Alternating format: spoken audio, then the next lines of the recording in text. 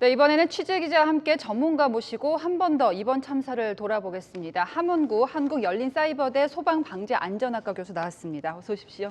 네, 먼저 박건영 기자에게 묻겠습니다. 이번 이태원 참사 사상자 규모만 놓고 봐도 참담할 정도입니다. 그 외신을 보니까요, 21세기 일어난 압사 사고 가운데 9번째로 희생자가 많다라고 하던데 맞습니까? 예, 이 미국 워싱턴 포스트에서 보도한 내용인데요. 네. 이태원 참사를 21세기에 발생한 군중 압사 사고 중 피해 규모가 9번째로 크다 이렇게 보도했습니다. 자세히 보면요, 이 가장 많은 사망자를 낸 건 2005년 8월 이라크 바그다드 다리를 건너다 960명이 압사당한 사건입니다. 이 군중이 몰려 있는데 자살 폭탄 테러가 예상된다 이런 소문이 도니까요. 네. 이 당황한 사람들이 혼란에 빠져서 사망하게 된 사건입니다. 또 2015년 9월 사우디아라비아에서는 이 성지 순례를 왔던 사람들이 몰리면서 압사하는 인명사고가 났습니다. 이 당시 외신은 실제 사망자 수는 더 많을 걸로 보기도 했습니다. 이 어젯밤 이태원 압사 사건은요. 예. 지금까지 집계를 보면 153명이 사망하고요. 이 부상자는 중상 24명, 네. 경상 79명입니다. 안타까운 건 이 위중한 상태로 심폐소생술을 받으면서 병원에 온 중환자도 많아서 예. 이 사상자 수가 더 늘어날 가능성도 배제할 수 없다는 건데요. 최근에는 이달 1일이었죠. 이 인도네시아 축구장에서 경기장에 관중들이 난입을 했고 이를 저지하려고 경찰이 최루탄을 쐈는데요. 이를 피해 달아나던 군중 132명이 숨지고 네. 300명 넘게 다친 사건도 있었습니다. 그만큼 한 번도 상상해보지 못했던 일입니다. 함 교수님, 참사가 일어난 지난 밤으로 돌아가 보겠습니다. 처음엔 이렇게까지 큰 사고일 거라고 상상을 못했습니다. 한 10명 정도가 넘어졌다 이렇게 신고가 들어왔었고 첫 보도가 나오고 나서 사망자가 기하급수적으로 늘어났습니다. 이렇게까지 참사가 커진 이유는 뭐라고 생각하십니까? 네, 우선 뭐 많은 언론에서 얘기가 된 것처럼 굉장히 많은 인원들이 좁은 이런 면적에 밀집해 있었고요. 네. 그리고 이제 보도되는 시점들이 이렇게 기하급수적으로 이제 사망자가 늘어나게 된 부분들은 실제로 이제 압사 사고가 발생을 하고 난 후에 소방대가 진입을 하고 여기서 이제 여러분들을 이제 뭐 응급처치를 한다던가 수습을 한다든가 그래서 이런 것들이 집계가 돼야 되는데 네. 사실은 사고가 발생을 하고 현장에 접근하기까지 상당히 많은 시간이 소요가 됐고요. 그리고 이제 이분들을 또 분류하고 사망자를 분류하고 환자를 분류하고 이런 네. 과정에서 신속하게 집계가 이루어지지 못한 이런 점들이 가장 큰 원인이라고 앞서 볼수 보여드렸죠. 있겠습니다. 이제 구조도 2분만 도착을 했어도 워낙에 겹겹이 이제 사람들이 넘어져 있는 상황이었기 때문에 보도 자체도 오래 걸렸고 전해지는데 오래 걸렸다. 현장에 있었던 목격자들이 공통적으로 얘기하는 게 이제 산사태가 난 것 같았다. 앞으로 계속 떠밀려 오는 느낌이었다라고 하는데요. 혹시 뭐 가능한 이야기인지 알 수 없지만 뒤쪽으로 이렇게 상황을 위험하다고 전파하는 게 영 불가능했을까요? 네, 그렇습니다. 전혀 불가능했다라고 보여지고요. 예. 그러니까 이런 상황들이 원활하게 전달될 수 있을 만큼의 어떤 그런 군중 규모가 아니었고요. 예. 이미 완전히 포화가 돼서 지금 이제 현장에 있던 그 군중 안에 있던 분들도 사실 이제 자발적인 의지에서 그 군중에 휩쓸린 게 아니라 예. 어쩌다 저쩌다 보니 도저히 빠져나가지 못하는 상황에서 오도 가도 못하고 이제 휩쓸려 나가는 그래서 네. 마치 산사태와 같이 밀려드는 어떤 그 물리적인 힘에 의해서 떠밀려가는 예. 이런 형태가 또 계속됐었고요. 그리고 이제 이런 부분들이 이제 장애라는 형태, 그러니까 병목이 생길 수 있는 구간들이 곳곳에 존재하고 있었거든요. 그래서 해당 사건이 발달이 돼 있던 그 해밀턴 호텔 뒤편 골목도 경사 지역에다가 내리막길이고 그렇죠. 또, 예. 네, 폭도 갑자기 줄어드는 예. 이런 것들이 맞물려서 극심한 피해가 발생을 네. 했다 이렇게 보여집니다. 그러면 어쩌면 이제 무의미한 질문이 될 수도 있지만 그래도 또 비슷한 상황에 놓일 수가 있는 거니까 이렇게 한번 여쭤보겠습니다. 혹시 참사 당시에 그곳에 갇혀있던 시민들이 뭐라도 할 수 있는 게 있었을까 싶은데요. 개인적으로는 사실 이제 불가항력적이었다라고 보여지고요. 예. 이게 이제 어떤 그 시민들의 뭐 성숙한 시민의식 이런 것만 가지고 피해를 줄일 수 있는 범주를 벗어났다라고 보여집니다. 네. 근데 다만 이제 시민들이 그렇게 이제 넘어지거나 전도돼서 중심을 잃은 상황에서는 네. 한 가지 이제 조금 피해를 줄일 수 있는 방법은 그러니까 신속하게 가슴으로 팔과 다리를 웅크리는 방법. 웅크리는 방법. 네, 예, 그렇습니다. 그 아이가 그 자궁 안에서 이렇게 웅크려 있듯이 네. 가슴과 머리를 보호하는 그런 모양으로 신속하게 좀 웅크리고 앉는 네. 이런 것들을 좀 기억을 해두신다라면 그런 상황에 처하면 안 되겠지만 좀 도움이 될 수 있는 예. 이런 방법이라고 할 수 있겠습니다. 우리가 왜 뭐 지진이 났을 때도 몸을 웅크리라고 하잖아요. 그렇습니다. 그러니까 비슷한 상황이 될 수가 있다. 굉장히 안타까운 대목이에요, 박 기자. 그 갇혀있던 시민들이 도와달라고 이제 구조를 많이들 요청했습니다. 그래서 주변에서도 구하기 위해 나섰죠. 예, 이게 혼자 힘으로 도저히 나올 수 없는 상황이었다. 이런 게 목격자들의 좀 공통된 진술이었거든요. 그러다 보니까 인근 상인들이나 또 여기 휩쓸리지 않은 시민들이 밖에서 이 도와주려고 많은 노력을 했다고 합니다. 네. 좀 보면요, 이 소방대원들도 신고 접수한 직후에 현장에는 금세 도착을 했는데 이 워낙 좁은 공간인데다 이 다수의 사상자가 겹겹이 쓰러져 있는 이런 상황이었기 때문에요. 이 시민들이 구급대원을 도와서 쓰러진 사람들의 팔이나 몸을 잡고 이렇게 빼내려는 노력을 하기도 했고요. 네. 또 주변 식당에서도 테이블을 밀어놓고 이 의식을 잃고 호흡이 불안정한 사람들을 눕힐 공간을 마련해서 네. 심폐소생술까지도 하기도 했습니다. 상황을 파악한 시민들은 최대한 도와주려고 굉장히 노력을 하셨어요. 교수님, 이제 당시 상황을 보시면요.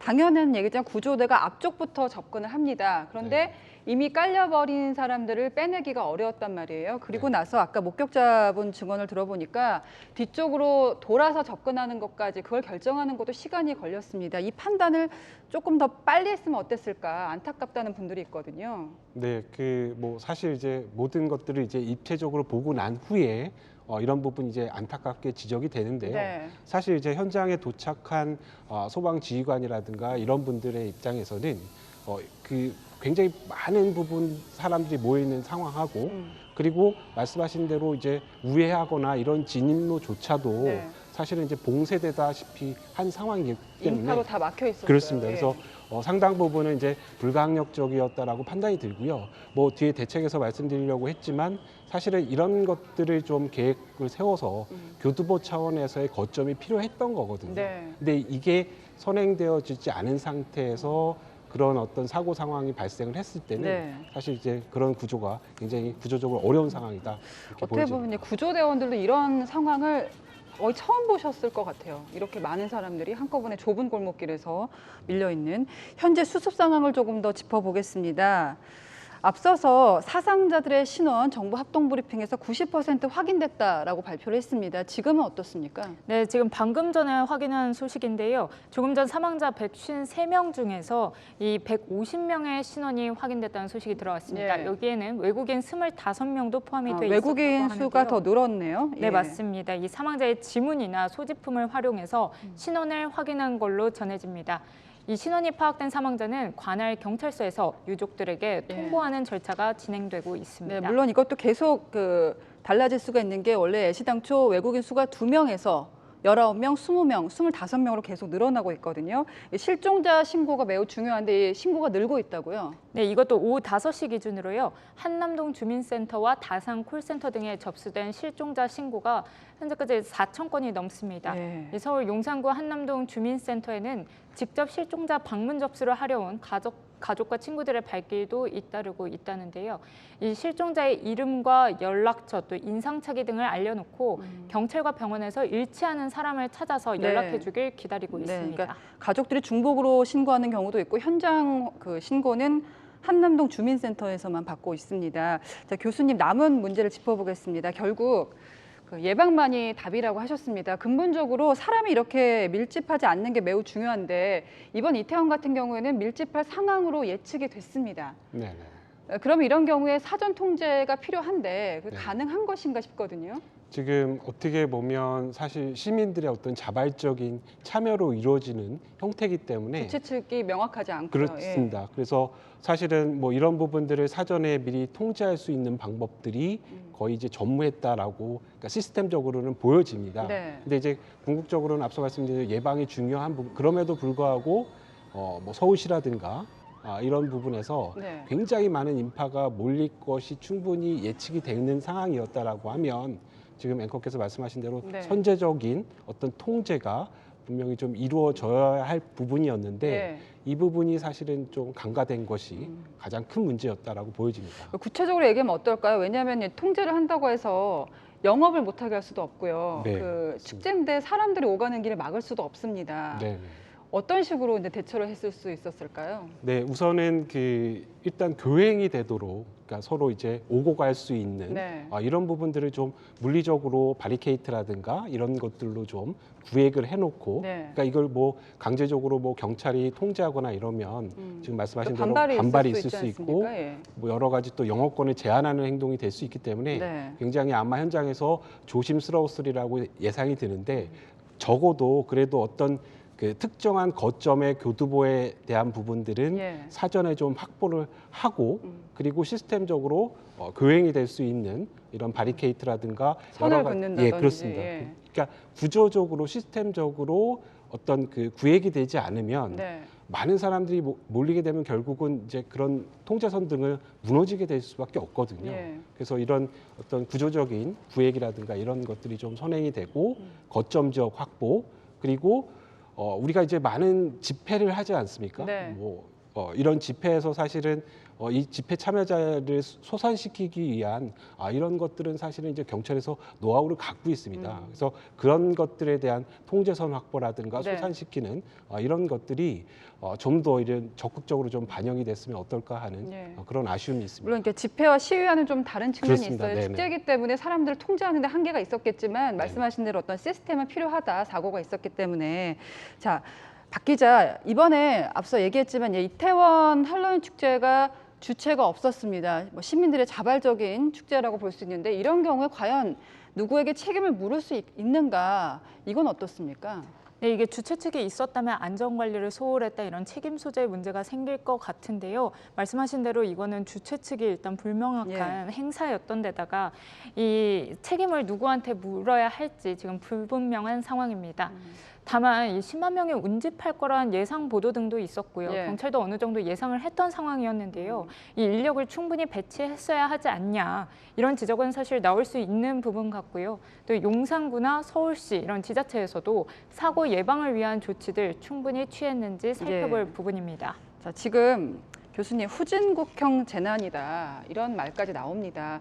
뭐 사실 사고가 나서 좀 과장되게 비판하는 경향이 있을 수도 있다 이런 목소리도 있거든요. 이 부분에 대해서는 동의를 하십니까? 네, 후진국형 재난 형태가 맞고요. 맞아요. 예. 지금 사실 우리 국민들 그리고 현장에 있던 많은 전문분들도 지금 21세기 대한민국 서울 한복판에서 그런 초유의 압사 사고를 당할 거라는 거는 아마 상상을 못하죠. 못했을 예. 겁니다. 예. 그래서 그런 부분에 있어서는 후진국형 사고가 맞는 범죄라고 할 수 있고요. 네. 적어도 이러한 부분들이 국가가 시스템적으로 국민을 지켜줄 거라는 그런 믿음이 국민들한테 있었는데요. 네. 이런 것들이 충분히 지켜지지 못한 점에서는 후진국형 사고라고 말씀드릴 수 네. 있겠습니다. 그래서 시스템이 더 필요하다. 네, 그렇습니다. 자, 박 기자 이런 대형 참사가 벌어진 원인 좀 더 구체적으로 규명할 필요가 있어 보이는데요. 네, 그래서 이 경찰과 검찰은 즉각적으로 비상 대응 체제에 들어갔는데요.